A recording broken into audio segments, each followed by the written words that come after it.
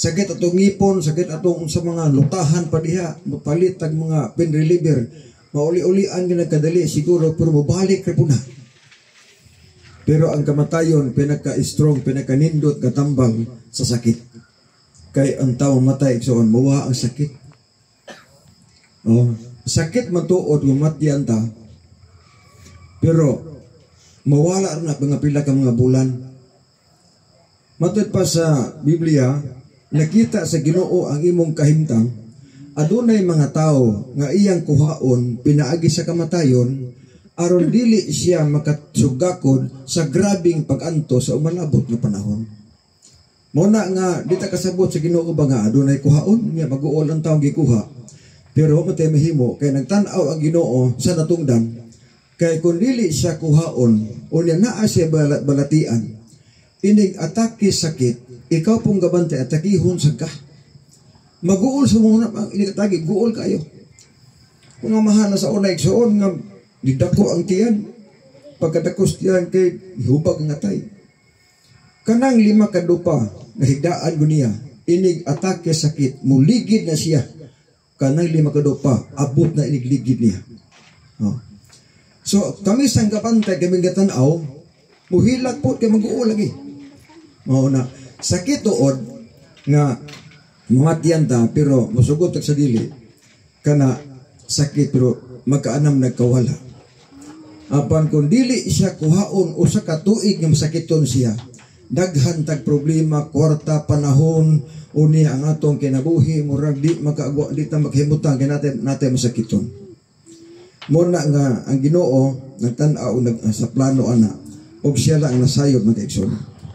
Now, sa Biblia, doon nag-iingon din o sa ka magsusulat, nga nihangyo sa Ginoo, sa Salmo 34, matod pa niya, Ginoo, pwede bang surtian ko nimo kanos ako mamatay?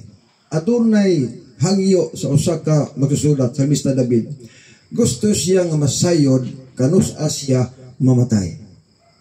Nindot masab, kung ibaw ta nga man itong pizza, man itong edad, mamatay ta, may minahon, no?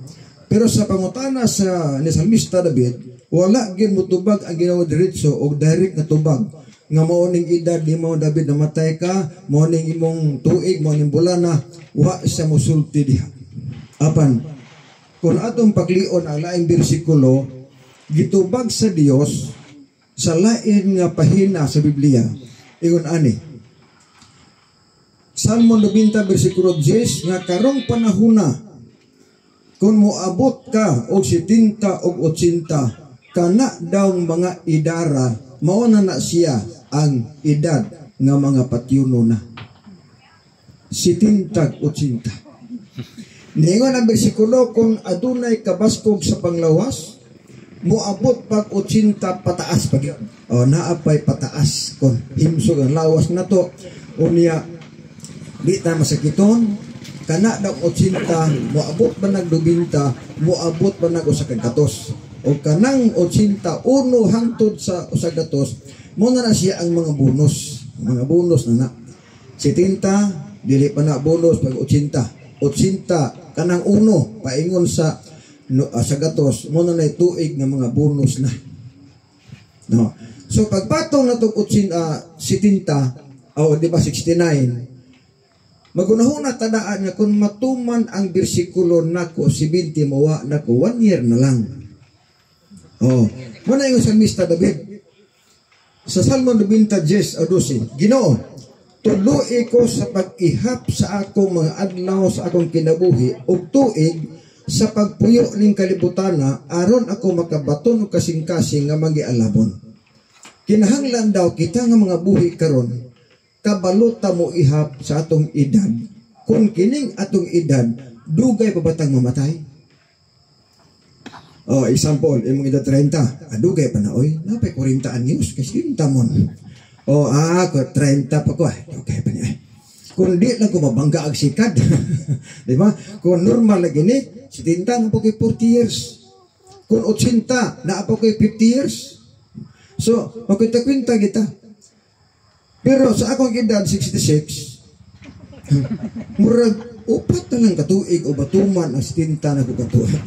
Oh, Kung matuman ang bersikulo nako nga si biti mawa nako na ko 4 years. 4 years na lang. Oo. Kana bitaw mula ka ko sa balay ngun huna amju ko pastilan matuman akong bersikulo si tintawa nako upat ka lang katuig nga ang akong asawa akong kuso. Mo na ilakaw ko pemos nako. Mo lakaw halok ta mas ginawa ang lakaw ko. Iniguli halok na sab kay pastilan. Mawa urita. Oh. Karon kung maabot ko sinta na abogay 14 years. 14 years. Ngano igsuon nga kita gisugo man tang atong kwintahon ang atong edad para nga maplastar ang tanan. Kay musugot sa dili daghan ang mga nangamatay nga maggubot ang nahibilin. Nganong maggubot man wala maayog bahin ang yuta. Wala plastar. Mo manggani nga dunay mga kwartahan nga buhi pagani di pangimbahin-bahin na ang mga yuta kay mamatay siya nanay mga tag-iya. Na may uban tiguang wa kay bawo wa kay kahunona nga patyuno na. Magsigil lag paningkamot bisag wa nagikaya halak pastilan. Na ko'y amigo yang edad 86 anyos ang asawa 88. Huna-huna nako ambot ko sa ilang balay. Nagunahuna mo kung iyang balay gamay. Pag-abot ako dito, pagkadako pas balay. Unya nang utana ko niya, Brad, kini imong balay, kinsa may mupuyo ani. Ingon dahil siya kay nindot maning nga balay. Siya kamera, ang asawa na ko. Iko yung mga anak. Dede papuyo na ni, sa makwartahan na sila, mga dato naman sila pag. Ako mga apo, nakahuman na kurso. Kung sa to, pakining balay, inyo rigidi. Sa amor rigidi. Pila may gasto ani. Isa 1 million nun eh. Nagbalay o 1 million pati yun nun. Nugong din kwarta, oy. Di ba? Utsintay, size imong edad, di sobra nakastagal sa panahon, magbalay pagkag 1 million, ayaw, naginugon ang kwarta nga biyaan mo. May pasiguro ibahin-bahin mo na sobra, ibang ko ni mong 1 million, magbalay ka lang mga 50 mil, kaya duhara magin mo. Diba? Ibang ko ng ubang kwarta o niya, suri-suri, exercise lang ka, mukha o, naka-hilpir. Sila wala hilpir, uy. Nang laba ang asawa, nagpurkurog ng tuhod. Yo, pagkaluoy. Ang balay 1 million, nagpurkurog ang tuhod. Nga naman, wala makakwintas idan. Nag-exon na. Muna ingon ang Ginoo, kinahanglan nga kabalutan mo kwintas sa atong edad, aron makabaton ta kasing-kasing nga mag-alaman. Kung aduna manggaling suon mga mata nga di kaabot sa tagal kana nga gison sa tong edad kana mao na nagiingon nga pagbuot sa sakit or pagbuot ba nga nabaton sa badiha nga panahon nga nawa ka pero alang nato mga gisonan adunay paglaom ang Dios gihatag sa mga tao. O sa paglaom ningon diri Benedict 14:13 bulahan kadtong namatay nga nag-alagad sa Ginoo. Mao ni paglaom nato. Bulahan na itong namatay nga naagis Ginoo. Kay niadtong namatay nga wala sa Ginoo na ibaw man taog anak ato kinabuhi na batas Ginoo o wa batas Ginoo hibalom kita na kay kakwinta magita. Pero ang punto lang mao nga kun ang kamatayon daw lingon diri nga naakas Ginoo niingon ang bersikulo bulahan daw kang namatay nga anaakas Ginoo. Apan sa laing bahin ng ubadili, ako walay kalipay sa kamatayos taong dautan. Di pod malipay ang Ginoo kung mamatay ang taong dautan. Pero gamatay daw ang taong nagalagad sa Ginoo, okay ra daw. Kaya nga naman, adunay saad nga kinabuhi nga walay katapusan. Niingon diri ang bersikulo, kinahanglan kitang mga buhi masayod ta sa kahimtang sa mga taong nangamatay. Aron di ta mawad-an og paglaom. Kinahanglan daw kita mga buhi baluta unsay sunod ni ini ni sister. Sa diha nga ato isang ilubong, unsay sunod nga mahitabuan na. Ingon ang Ginoo, kinahanglan daw mahibaw ta nga humaglubong niya mahibaluta unsay sunod. Now, niya sunod ay sa 1:5 minuto 29 mauni ang dangatan sa mga tao nga matay. Duha lang ka klase ang ilang padulngan. 1:5 minuto 29 ingon dalhin nga ayaw mo kahibulong ang takna nagsingabot na nga ang tanan nga anaas mga lubong makabati sa tingog sa Dios. Ato pa iniglubong na to ni sister gipahibaw ta nga adunay sunod nga mahitabo. Unsa ang mahitabo sunod? Adunay pagpamanhaw nga himuon ang Ginoo. Kinahanglan may bawat ana, ganuman kinaay paglaom ang Ginoo nga ihatag nato. Niingon ang bersikulo, ug ang nagabuhat og maayo sa dihang buhi pa siya, banahawon sa Ginoo, hatagan sa kinabuhing dayon.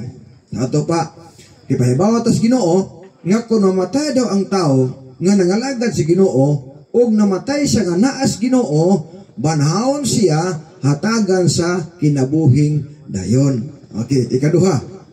Gipahibaw sad ta nga banahawon gihapon sa Ginoo ang tanang daotan. Ningon dire, ug ang nagabuhat og daotan banahawon gihapon sa Ginoo ug silutan sila sa ikaduhang kamatayon didto sa impierno. Ato pa, naay duha ka paggabanhaw nga mitabo human sa kamatayon. Kung daotan ang namatay, mabanhaw gyapon siya. Pero ibutang las impierno. Kung matarong ang namatay, mabanhaw siya, hatagan siya sa kinabuhi nga walay katapusan. Mauna ang dapat natong mahibal-an mga kaigsuunan. Inangano, kay ang uban nga wala masahid, unsa ni mahitabo humas kamatayon, maghuna-huna sila nga na, asa ka si sister karon, unsa kinitabo na sister? Ang Bible nagsulti, nga kung siya atong ilubong, matubad diri, ang lawas mo ipon ngadto sa yuta, mahimong abog, unya ang gininhawa muuli nas Ginoo. Adunay muuli sa Ginoo, dili si sister, kun dili ang gininhawa mo ni muuli sa Ginoo. Muna ang naigsuon ang giingon diha sa balaan kasulatan. Now, sa Biblia isuon ka mga bersikulo sa Biblia, matagaan na to o pagtagad